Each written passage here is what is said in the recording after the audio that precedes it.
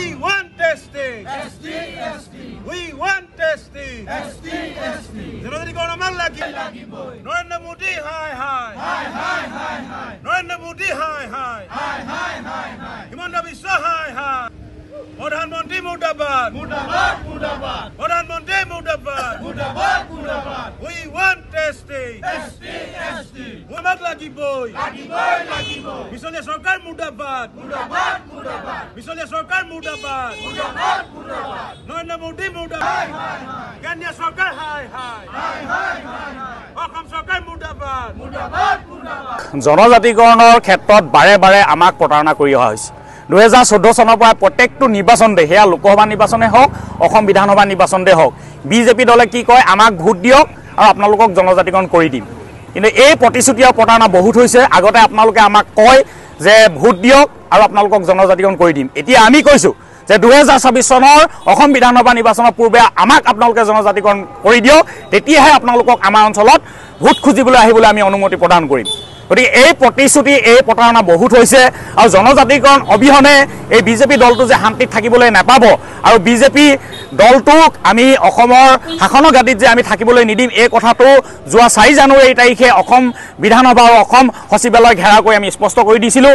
আৰু জনজাতিকৰণ নোপোৱা পৰ্যন্ত দেশৰ প্ৰধানমন্ত্ৰীগৰাকী আৰু দেশৰ গৃহমন্ত্ৰীগৰাকী প্ৰতিটো অসম ভ্ৰমণ আমি বিৰোধিতা কৰিম বুলি ইতিমধ্যে আমি স্পষ্ট কৰি দিছিলোঁ। আজি অসমলৈ দেশৰ প্ৰধানমন্ত্ৰী নৰেন্দ্ৰ মোদীৰ আগমন হৈছে, তেখেতৰ ভ্ৰমণৰ আমি বিৰোধিতা কৰিছোঁ আৰু এই বিৰোধিতা কৰি সমগ্ৰ অসমত টাইপাৰ কেন্দ্ৰীয় সমিতিৰ আহ্বানত অৱস্থান ধৰ্মঘট কাৰ্যসূচী ৰূপায়ণ কৰা হৈছে।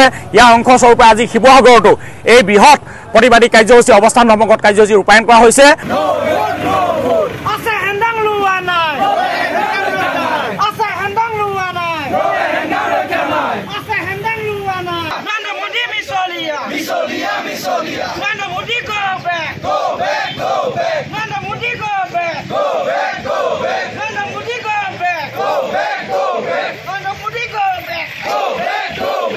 এইটো আমাৰ মানে আপুনি যেতিয়া নৰেন্দ্ৰ মোদী গুজৰাটৰ মুখ্যমন্ত্ৰী হৈছিল তেতিয়া প্ৰধানমন্ত্ৰী প্ৰক্ষেপিত প্ৰাৰ্থী তেওঁ হৈ আছিল।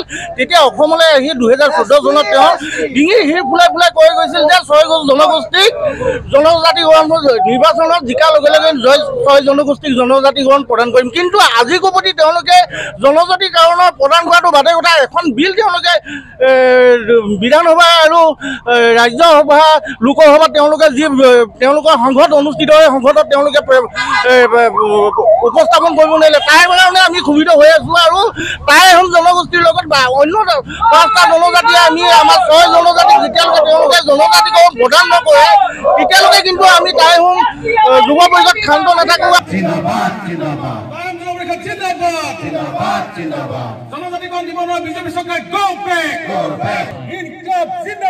জিন্দাবাদ জিন্দাবাদ Peonle go back Nanda Modi go back Himanta Biswa Sharma go back Inkilab Zindabad আজি গোলাঘাট জিলাৰ মাজমজিয়াৰ উপায়ুক্ত কাৰ্যালয়ৰ সন্মুখত টাইপা কেন্দ্ৰীয় সমিতি আহ্বানমৰ্মে গোলাঘাট জিলা সমিতিৰ সহযোগত টাইহোম মহিলা পৰিষদৰ সহযোগত আমি নৰেন্দ্ৰ মোদীৰ অসম ভ্ৰমণৰ বিৰুদ্ধে আজি দুঘণ্টীয়া অৱস্থান ধৰ্মঘট কাৰ্যসূচী গ্ৰহণ কৰিছোঁ। আমি এই অৱস্থান ধৰ্মঘট থলি পাই ভাৰত চৰকাৰৰ প্ৰধানমন্ত্ৰী নৰেন্দ্ৰ মোদীক আমি সকীয়াই দিব বিচাৰিছোঁ। লগতে অসম চৰকাৰ মুখ্যমন্ত্ৰী হিমন্ত বিশ্ব শৰ্মাক সকীয়াই দিছোঁ অনাগত 2026 চনৰ ইলেকশ্যনৰ আগত যদি আমাৰ টাইহোমকে ধৰি 6টা জাতিক জনজাতিকৰণ আৰু স্বায়ত্তশাসন মৰ্যাদা প্ৰদান নকৰে তেতিয়া 2026 চনত এইখন চৰকাৰক আমি উফৰাই দিবলৈ সংকল্প লৈছোঁ। আৰু আমি 2024 চনৰ 2025 চনৰ 4 জানুৱাৰীত যেতিয়া আমি দিছপুৰ ঘেৰা কৰিছিলোঁ দিছপুৰ জনতা ভৱন ঘেৰা কৰিছিলোঁ তেতিয়া তেতিয়াই আমি ঘোষণা কৰিছিলোঁ যে অনাগত দিনত অসমত যিমান কেন্দ্ৰীয় মন্ত্ৰীয়ে অসম ভ্ৰমণ কাৰ্যসূচী ল'ব প্ৰতিটো কাৰ্যসূচীত আমি বিৰোধিতা কৰিম। অনাগত দিনত এই আমি আজি যোৱা কেইদিনমান আগত আমি অমিত শ্বাহ অসম ভ্ৰমণ আহিছিলে অমিত শ্বাহক আমি কলা পতাকা প্ৰদৰ্শন কৰিছোঁ। প্ৰধানমন্ত্ৰী মোদী ডাঙৰীয়াক তেখেতে 2014 চনত যি প্ৰতিশ্ৰুতি প্ৰদান কৰিছিল যে শাসনলৈ আহিলে 6 জনগোষ্ঠীৰ জনজাতিকৰণ 6 মাহৰ ভিতৰত কৰি দিম, সেয়া 6 মাহ কিন্তু উকলি গৈ আজি কেইবাটাও ডেৰ দশক পাৰ হৈ গ'ল। কিন্তু আজিও কিন্তু আহোম জনগোষ্ঠীৰ ৰাইজে কিন্তু এতিয়াও কিন্তু জনজাতিকৰণৰ কাৰণে এতিয়াও কিন্তু সংগ্ৰাম কৰিবলগীয়া হৈছে, ৰাজপথলৈ ওলাই আহিবলগীয়া হৈছে। সেইবাবে আমি যোৱা জানুৱাৰী মাহত আমি 4 তাৰিখে গুৱাহাটীত দিছপুৰ ঘেৰাও এটা কাৰ্যসূচী লৈছিলোঁ। সেই কাৰ্যসূচীৰ জৰিয়তে কিন্তু আমি প্ৰধানমন্ত্ৰীলৈ এটা আহ্বান জনাইছিলোঁ, যদিহে আমি তেখেতসকলৰ যি লোকসভাৰ যি বৰ্ষাকালীন অধিৱেশনতে 6 জনগোষ্ঠী জনজাতিকৰণৰ যি বিধেয়ক যি বিল আমি তেওঁলোকে পাছ কৰিবলৈ আমি আহ্বান জনাইছিলোঁ। আমি ডেডলাইন বান্ধি দিছিলোঁ, কিন্তু সেই ডেডলাইনৰ সীমা অতিক্ৰম কৰি যোৱাৰ পিছত কিন্তু আমাৰ কিন্তু হাতত কোনো বিকল্প কিন্তু নাই, সংগ্ৰামৰ বিকল্প নাই, প্ৰতিবাদৰ বিকল্প নাই। ৰাজপথলৈ ওলাই আহিছোঁ। প্ৰধানমন্ত্ৰী মোদী ডাঙৰীয়াৰ যি প্ৰতিশ্ৰুতি, সেই প্ৰতিশ্ৰুতি কিন্তু অসাৰ হৈ গৈছে। মিথ্যা প্ৰতিচাৰৰ প্ৰতি আমাৰ কিন্তু আৰু কোনো ধৈৰ্য নাই।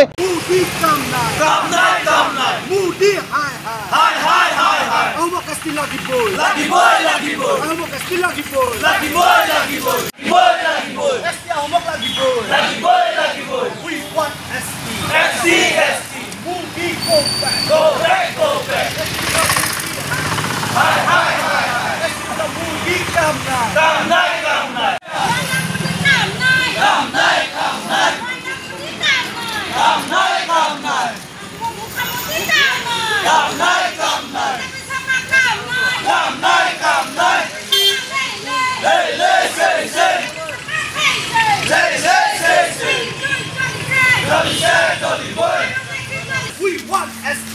ST. ST ahomok lagi boy. ST ahomok lagi boy.